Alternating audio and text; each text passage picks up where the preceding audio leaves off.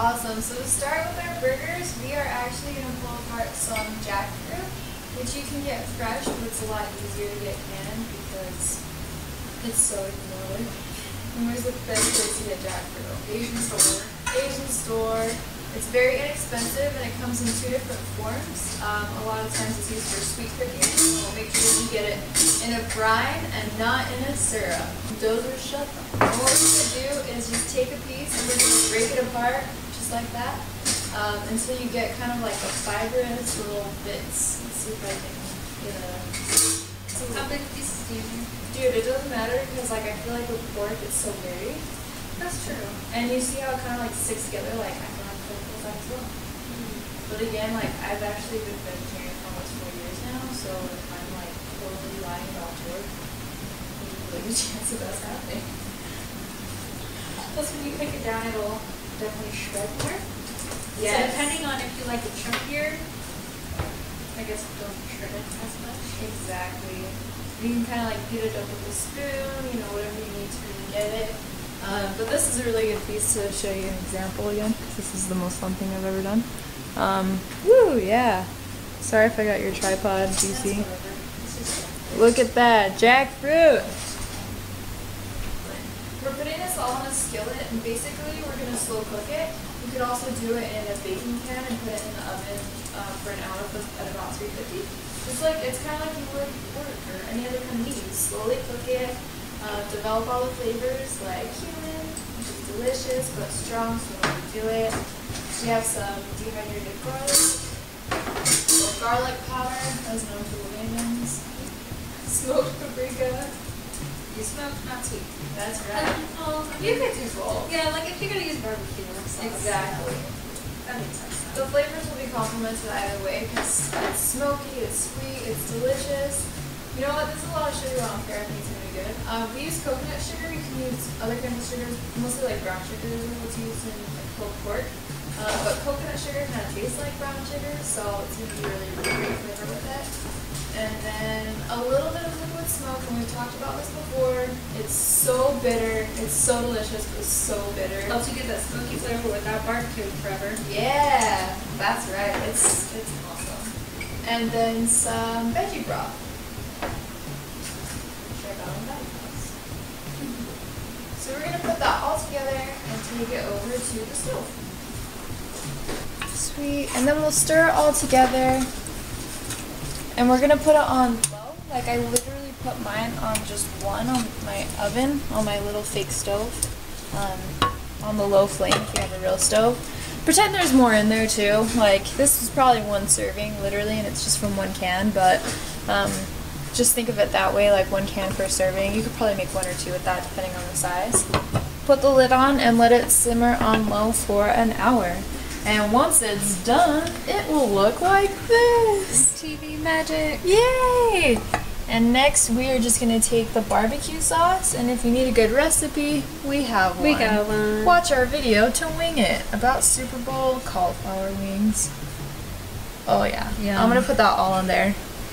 And the recipe that we do have on that is going to make about twice as much as you see here, probably a little bit more than that, so you'll have plenty to go around and to use for other things. Store it in the fridge. That's right.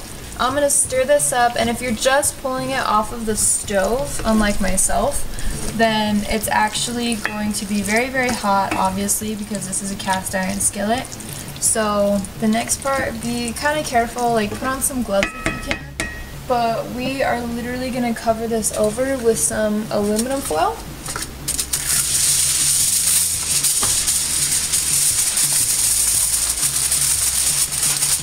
Just like that, dude. Oh yeah, by the way, when you're cooking it on the stove, definitely use something with a metal handle as well if you're going to throw in the oven. Yes, absolutely. You don't want like rubber in there because that will be messy. It will melt. And we're going to leave it in there for an hour and get started on our fries. Yay! Yeah! Now we'll make fries, which are super easy. We just have a couple of tips to make it a little bit healthier and a little bit more Not fried? not fried, baked. Perfect. Baked sweet potatoes. And this will work with obviously like any kind of potato, but like we chose sweet potatoes because supposedly they're a little bit healthier for whatever reason. That makes me sound really stupid. I've heard that they're healthier. Like I think that they're less starchy and stuff, but we also have this bowl of ice water, which we're going to kind of soak them in, and it's going to get rid of some of the starches as well. And I have two different colors, so you can go fancy. Nice. Do you want a cup potato or do you want me to cup potatoes? Mine. Let's start with that sucker. How do you want like wedges or actual like fry fries? Cool. No, I'm kidding. I just do I'll eat it, you know? It's still gonna be good. No matter what. Yeah. Don't cut those cool ass nails off, man. My ratchet chola nails. I like them.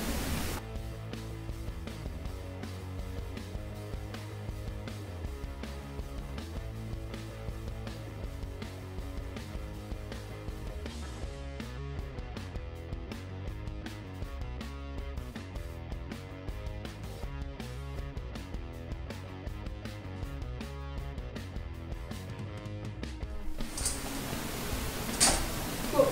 Excellent. You can already see all of the starches floating around in the bowl. Like it looks a little bit cloudy.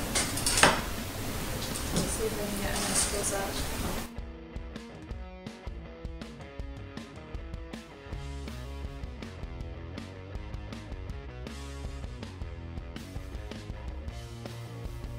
Yeah, and that's honestly all the time that you need. Like you could do it longer if you want, but you really don't. Just gotta rinse it off. I'm literally gonna go drain these, but my sink is dirty, so I'm not gonna show you. Awesome. And then we're just gonna lay them out. So you can use, honestly, like a silicone baking mat, or you can use. I usually don't use foil, to be honest. I just had it out, so I thought it would be a good thing to do. You could use parchment paper, but it kind of has a tendency to burn at high temperatures.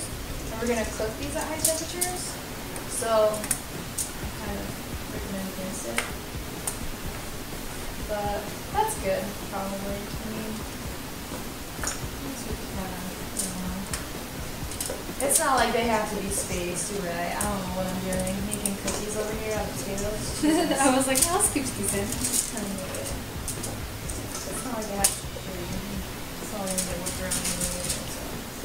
Sweet, cool, you know. Sweet potatoes. Yeah, potatoes. Sweet. Sweet potatoes. I like it. Because that's what we have. And these cook at a very high heat, so we are going to crank the oven up to 450 degrees. 450. Yeah. Awesome. So to go with our welcome back. To go with our pulled pork burgers and sweet potato fries, we are also making watermelon strawberry limeade, given that this watermelon hasn't gone bad for a long time. So we're also going to make it really cutesy and kind of like drink out of the watermelon. So I'm going to cut off the ends just barely enough that like it could sit on its own, so we can have this little vessel later on. Psych.